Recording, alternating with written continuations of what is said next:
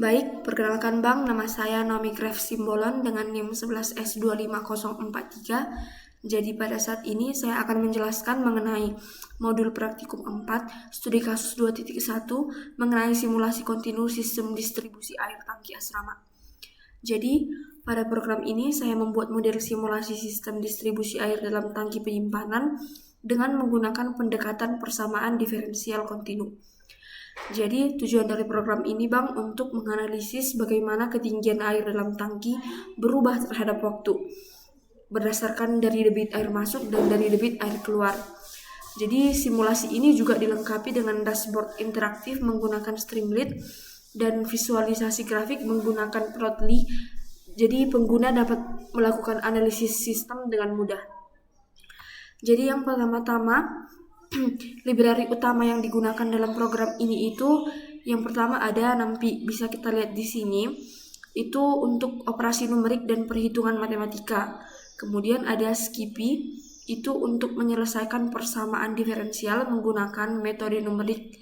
Kemudian ada Streamlit, itu untuk membuat antarmuka aplikasi web interaktif. Kemudian ada Plotly untuk membuat grafik visualisasi, ada Pandas untuk pengolahan data, dan ada Data Classes untuk membuat konfigurasi parameter sistem. Yang pertama itu kita masuk ke konfigurasi sistem tangki.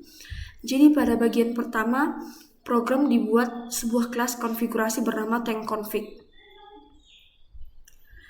Tujuan dari kelas ini untuk menyimpan semua parameter yang digunakan dalam simulasi, seperti parameter geometri, parameter aliran.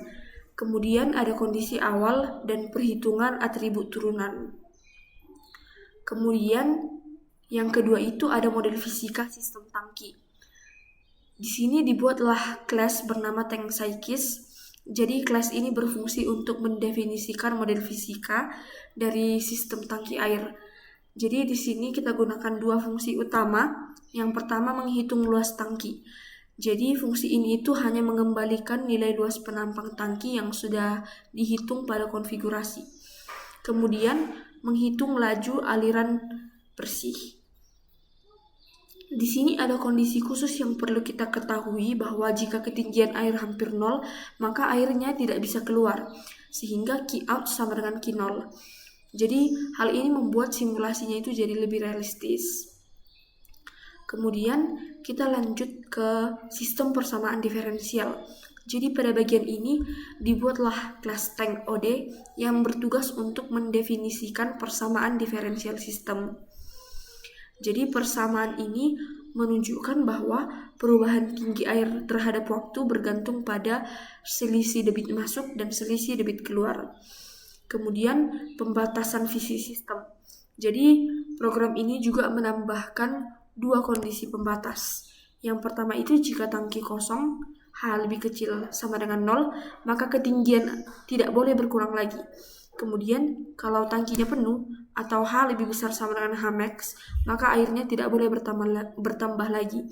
Jadi ini menghasilkan hasil simulasi, mencegah hasil simulasi menghasilkan nilai yang tidak realistis. Kemudian kita lanjut ke simulator utama. Jadi di kelas berikutnya ini adalah tank simulator yang fungsinya itu untuk mesin utama simulasi.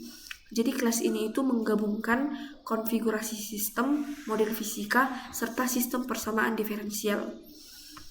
Kemudian untuk menjalankan simulasi, kita gunakan fungsi dari Skippy. Kemudian untuk interval waktu simulasinya, waktunya itu nanti disimulasikan dalam detik, tapi hasil akhirnya dikonversi ke menit supaya lebih mudah kita baca. Kemudian data yang dihasilkan itu, simulatornya nanti menyimpan 3 data utama. Yang pertama itu riwayat waktu, yang kedua riwayat ketinggian air, yang ketiga riwayat volume air dalam tangki. Jadi itulah ketiga data utamanya. Kemudian untuk perhitungan matriks kinerjanya itu, nanti kalau simulasinya udah selesai, programnya itu menghitung beberapa indikator performa sistem. Yang pertama itu waktu tangki penuh. itu waktu ketika tinggi air mencapai kapasitas maksimum. Kemudian waktu tangki kosong itu waktu ketika airnya hampir habis. Terus ketinggian maksimumnya itu nilai tertinggi dari seluruh data simulasi. Untuk ketinggian rata-ratanya itu menggambarkan stabilitas sistem distribusi air. Dan untuk volume maksimumnya itu jumlah air yang terbesar lah yang pernah tersimpan di dalam tangki. Untuk utilisasi tangkinya itu persentase menggunakan penggunaan kapasitas si tangki. Kemudian sampailah kita di visualisasi data dengan Plotly.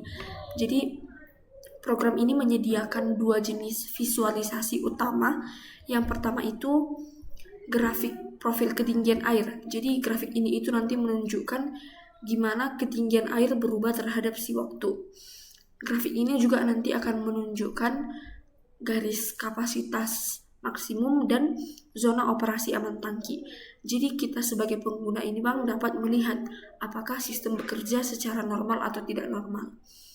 Untuk dashboard analisis kinerjanya, dashboard kedua berisi 4 grafik sekaligus. Yang pertama itu dinamika ketinggian air, kemudian perubahan volume air, diagram fase sistem, dan grafik bar metrik kinerja. Jadi visualisasi ini itu membantu kita pengguna memahami perilaku sistem secara lebih mendalam. Kemudian untuk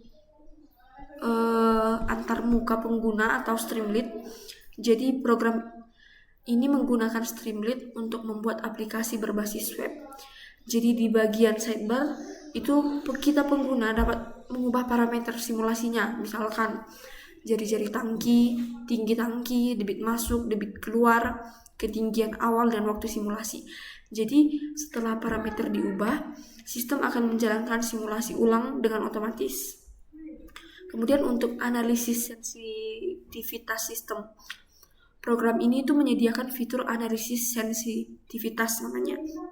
Jadi di bagian ini si program menguji beberapa variasi jari-jari tangki, misalnya untuk 1 meter, 1,5 meter, 2 meter, 2,5 meter, dan 3 meter. Jadi untuk setiap variasinya dilakukan simulasi ulang. Kemudian dianalisislah utilisasi tangkinya, kemudian waktu hingga tangki penuh. Hasilnya juga nanti ditampilkan dalam bentuk tabel dan grafik. Jadi tujuan analisis ini untuk mengetahui ukuran tangki yang paling optimal bagi sistem distribusi air. Jadi sebagai kesimpulannya dari program ini bisa kita simpulkan bahwa yang pertama, sistem distribusi air dalam tangki itu bisa kita modelkan menggunakan persamaan diferensial kontinu. Kemudian perubahan ketinggian air itu sangat dipengaruhi oleh selisih debit masuk dan keluarnya. Kemudian untuk simulasi numerik itu memungkinkan kita menganalisis sistem tanpa harus melakukan eksperimen langsung. Kemudian untuk visualisasi interaktif itu membantu kita sebagai pengguna untuk memahami dinamika sistem dengan lebih mudah. Jadi program ini itu mengintegrasikan beberapa konsep penting, yaitu yang pertama pemodelan matematika, kedua simulasi numerik, kemudian ada analisis sistem, dan visualisasi data interaktif, sehingga dapat digunakan sebagai alat bantu analisis dalam manajemen sistem distribusi air pada asrama ataupun bangunan besar. Jadi sekian yang dapat saya jelaskan. Terima kasih.